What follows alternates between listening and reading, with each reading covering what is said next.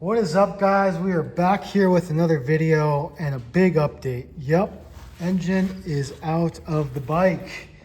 Now, what happened? So a lot has transpired. Essentially went to go get this top end resurfaced and checked out by a machinist, and he essentially resurfaced that. Thought I was good to go. Thought I only needed to buy a top end, and then what we quickly figured out is there's a brake. Not sure if you could see that.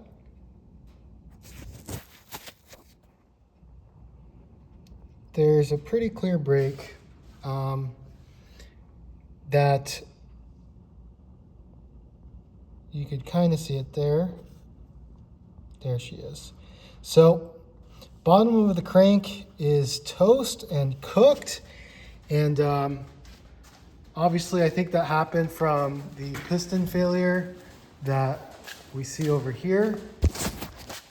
So she was still running. Everything was looking like all we needed to do was a top end, but it's always worse than you think. So unfortunately, looks like some metal got into the crank, cracked the case, and that's why there was oil and gas falling out of that weep hole. So things are starting to add up. So I went ahead, took the engine out. It wasn't too bad. Swing arm pivot bolt was seized, so we had to hammer that one out. Everything else was pretty simple. Starting to look like a basket case, unfortunately. We did take off. Essentially everything was ready to be put back together, but this is kind of where we're at. So we're gonna go ahead and split the cases, keep track of everything because we don't want to lose anything. And we're gonna go ahead and try and get these cases welded up. So I hope you guys, enjoyed this update. We got the case splitter here, but got some content coming up because we need to get this bike back up and running. So we're gonna go ahead and let me know what you guys think, what I should do. Probably gonna just replace everything. So new bearings, new seals, just put those in. And then probably gonna have to get a new crank, new piston, new rod, everything brand new so that, knock on wood, we can finally move on and get this thing back to running like a CR250 should.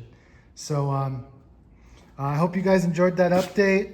Probably gonna post this, not sure what other videos are coming up next, but we have the engine, the cases out of the bike, and we're gonna start the rebuild process. So I'm gonna go ahead and clean up a little bit here. I did buy that Amazon Temu, whatever you call it, scissor lift. I like them so much, I actually got two. So highly recommend. The jack on this does seep down over time, so you're gonna want to go ahead and put that bar stop so it obviously doesn't hit the ground. And so far so good. We've got everything.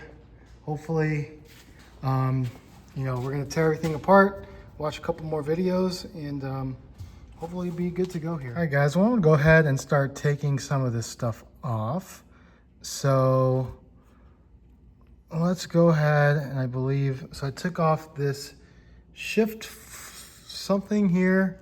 Shifter goes on this side, just comes out of there. I'm also doing this so that I remember, but sharing the content with you. This goes on the clutch transmission arm here. So that's there. So we're gonna go ahead and just take these off here and then see where that leaves us. I don't know if I need to take the seals off before, but let me go ahead and do this. Okay, so be very careful when you're taking this apart because there's a bunch of small little pieces that kind of falls apart once you take this off.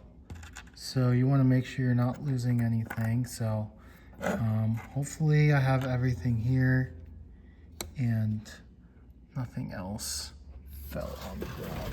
Okay, so now we're going to take off this here. This bolt came off from right there.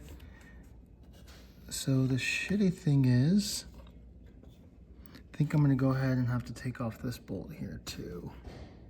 All right guys, so I went ahead and removed everything on this other side. So we had a few parts here, really. Some of this just slides out. Same with the Kickstarter, same with that shift gear here.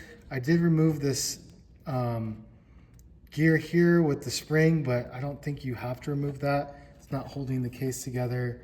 I moved this part here. So essentially anything that had a screw in it, I took out. This one was difficult to take out just because it had threaded Loctite on there. There's also washers that go here. So honestly, apologize I didn't get to film that part, but just make sure you keep track of everything. I essentially been putting everything in little bags. So as you can see, this is what was Loctited on there. So we have that in the bag. We also have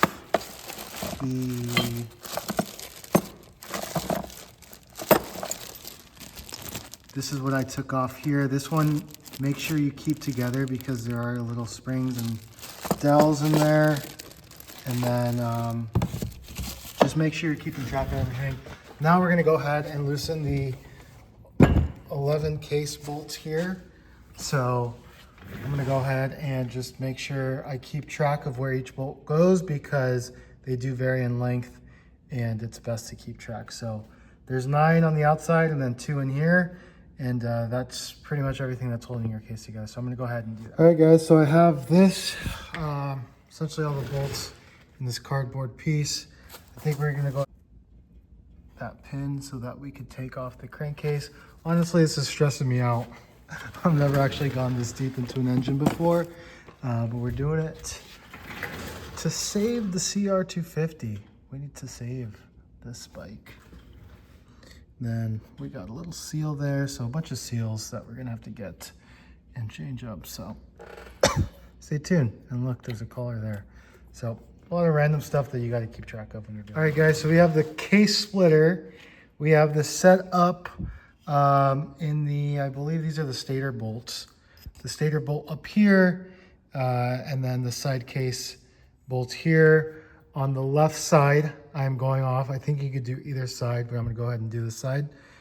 Just because when you're hitting it with the hammer, you have some leverage to hit this to separate. So you could see it's already starting to separate, and we're gonna go ahead and keep going. The one thing I did notice though is that as I'm twisting this, the crank is also twisting itself. So I'm gonna go ahead to just take this off really quick and make sure I'm not damaging anything. All right, guys, well, I got ahead of myself. You know, I really didn't know what the hell I was doing, but honestly, the case splitter, if you guys are doing, it's like a must tool because without that, I have no idea how you get this apart. So I have the crank out, I have the transmission out. This is the right side case. The left side case is over there. We got all the components hopefully organized there. There's tons of washers, washer. So you're gonna wanna make sure to keep track. And this is the culprit there, guys. Look at that. So we, in fact, did have a cracked case. Wow.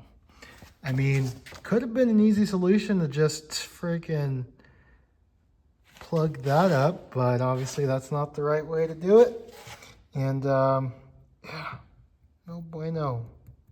Got a broken case there, so gonna have to Dremel that out, take it to a welder. Luckily it's far enough away from that hole.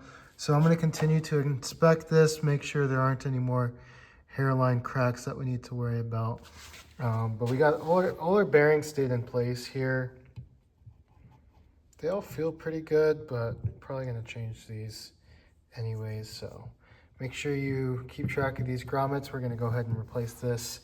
I'm gonna go ahead and clean this up, and we're gonna go ahead, take it to the machine shop, and to see if we need a new crank. Probably do. Go ahead and check that out, but we're essentially, after we take these bearings out, and after we get this welded, we should be on the up and up. We're nearing the end of the teardown process, but we're almost there. So thanks for staying tuned.